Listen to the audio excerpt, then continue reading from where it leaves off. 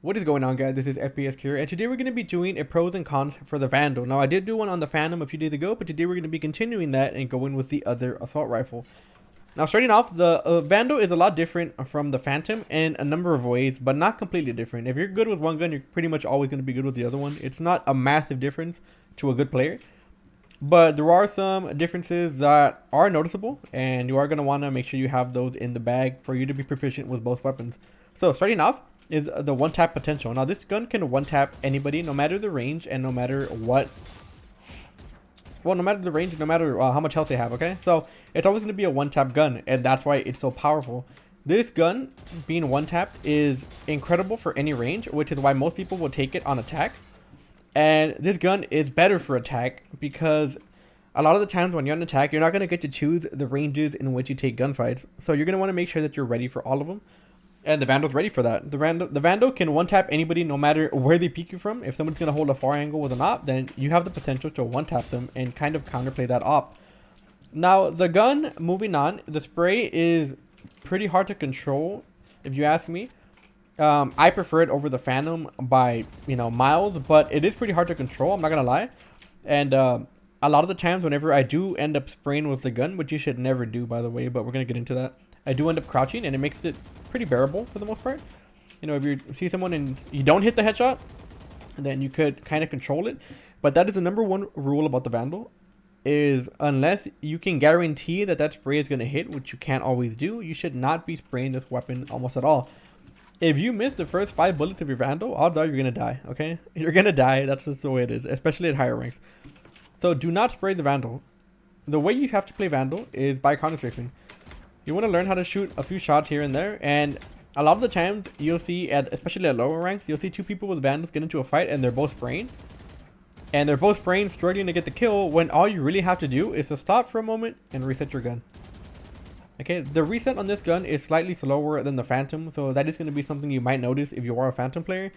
So if you do, shoot a few bullets, you're going to have to commit to that fight for a little bit. But while the while the crosshair resets, you can actually just counter strafe and try to make yourself harder to hit. So if I hold down my spray like that, it's gonna take a good while for my gun to reset. You see that? You see how the gun on my left takes a while for it to just balance out? That's when I'm accurate again. You can use your gun as an indicator of when you're accurate again, or you can use the crosshair with firing error, which is also a good thing. But what you want to do is you want to make sure that you're counter strafing between every shot and you're not spamming your gun. Okay, this is going to be the best way for you to play. Not only do you have to know how to counter strafe correctly, you have to know exactly when to counter strafe. Okay, because counter strafing incorrectly is going to fuck you up. If your movement is off, you're going to be, it's going to be hard for you to hit anything. Okay, so you want to make sure that your counter strafing is on point and that your bullets are not strained. And that is exactly how you want to play the Vandal. It is an accurate gun. If you feel like you have trouble with recoil control, but you feel like you have good first shot accuracy, then the Vandal is the gun for you. Also being said, the Vandal has 25 less bullets, and I know to a lot of people this might seem like a big deal because people are going to be like, oh my god, I need the extra bullets. The more ammo, the more chance I have of getting the kill. And technically, yes, you are kind of right about that, but you want to realize like I said before, you're not going to be spraying your gun, okay? And the Vandal, you have 25 bullets, okay? You could kill an enemy team 10 times over if you really wanted to, okay? So you want to make sure that you're choosing your gunfights correctly, okay? That you're hitting the one tap, that you're not spraying, especially at far distance, that you're letting your crosshair reset. And also, a big thing with the Vandal, you want to make sure that you're not COD reloading. So I'm sure a lot of you know what it is, but for those of you who don't, COD reloading is reloading after every kill. Okay, sometimes you'll get a kill and you'll be, with 25 bullets and you'll reload. You get a kill, you have 22 bullets and you reload. You don't have to reload, okay? The Vandal is an extremely effective weapon, even with 3 bullets in the chamber, okay? The one-shot kill capacity potential on this gun means that you do not have to reload your gun like other guns, okay? If you have a Spectre and you only have 3 bullets, you're going to have to reload it because odds are you're not going to hit those 3 bullets all in the head and kill that person, okay? But with an assault rifle, like a Vandal, you do not want to be reloading after every kill unless you have 4 or 5 bullets and you have to push something and you have to fight multiple people, then reloading is okay to do, of course. But you want to make sure that you try not to reload as much as possible, because odds are if you get a kill, you're going to be traded out almost immediately. So you want to be ready for that second guy that's going to peek you. Because if you get a kill, some guy's going to peek you and try to trade you out, okay? At higher rank, that's always how it's going to be. Unless they're bad. And you want to be ready for that. If you kill one guy and immediately reload, that guy that's going to try to trade you out will get the trade for free. And you won't be able to do anything about it. So just keep that in mind. Okay, now, like I said in the Phantom guide, the Phantom can actually shoot through smokes and you won't be able to tell. But unlike the Phantom, the bullet tracers on the Vandal are very accurate and they're very visible. Which means if you shoot through a smoke, they're going to be able to see where your bullets are coming from. And sometimes that's all it takes for an enemy to be able to track you down through the smoke and kill you. So if you are going to be playing someone like Omen, or maybe someone like Brimstone, or Jet, who's going to be playing around their smokes and trying to get sneaky kills like that, or maybe you're someone on defense and you like to shoot through smokes, then it is better that you go with the Phantom. That way you won't be tracked through them and you won't get cheesed. Or maybe the enemy team won't get a lucky kill on you, tracking you through the smoke. Because some, like me, I can almost accurately predict where they're shooting me from if they have a Vandal. And a lot of the times, I either get damage, or if I'm lucky enough, I get the kill. So just, if you are someone that plays around smokes in that way, just keep that in mind. Now, moving on. The gun is very loud. Okay, the Vandal is a very loud gun. I lowered my volume here, but like, let's bring this up to show you how loud this gun is. Look how loud that gun is. That gun is extremely loud. I don't know if you can hear me, but I hope you can. Okay. What I've noticed is that you want to make sure that your shots are not masking your own footsteps or the footsteps of people around you. Because what's happened to me, it's only happened to me a few times, but it has happened where I know someone goes behind a wall and I start spraying the wall, trying to wall bang them, of course, and somebody sneaks up on me because I can't hear them because of my own gunfire. So this is something that you want to keep in mind, and also something that you want to take note of that maybe you could take advantage of somebody else doing. If you hear somebody on the enemy team shooting a Vandal, odds are they're not going to be able to hear footsteps, and odds are they might not hear you sneak up on them, and vice versa. So keep that in mind. Most Valorant players tend to play with super high audio in order to hear footsteps and audio cues and stuff like that. So there are some guns that I think have, I wouldn't say pay to win, but if you take the Prime, for example, the Prime gun is not nearly as loud as a stock Vandal sound.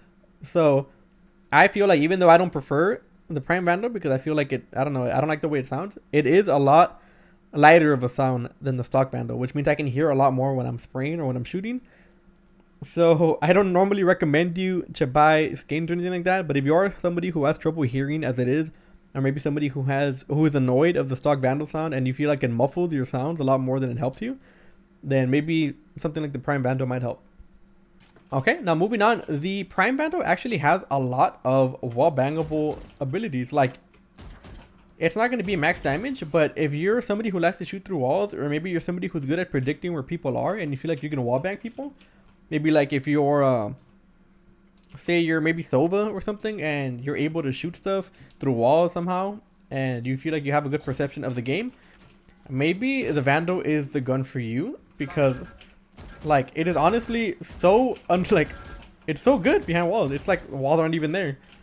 So it is, of course, a little bit of less damage, but it's going to be so useful for you if you're someone that plays someone like Sova or something like that. So just keep that in mind if you are that type of player.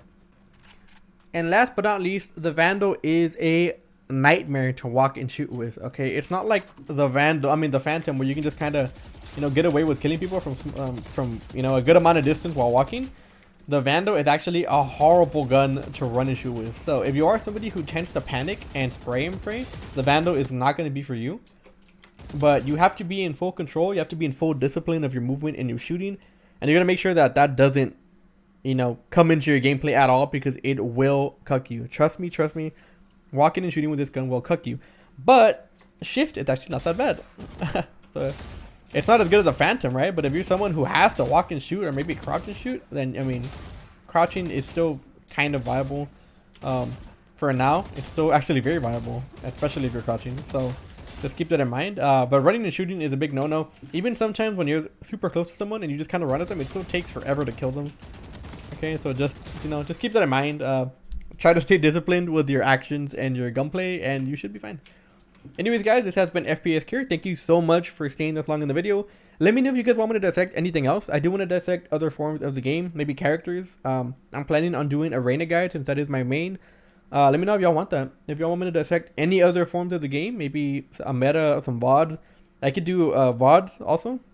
If you guys have any gameplay that you guys want me to go over, Maybe you stream and you have a VOD saved and you want me to see what mistakes you did or what you did correctly. I can also do that. I do enjoy dissecting the game like that. I feel like a lot of the times straight out highlights might not be the most entertaining thing. So I do want to become more involved in my YouTube videos, which is why I'm doing things like this. But yeah, let me know, guys, in the comments below. I would really appreciate your support. Leave a like if you like the video. Leave a dislike if you didn't like it.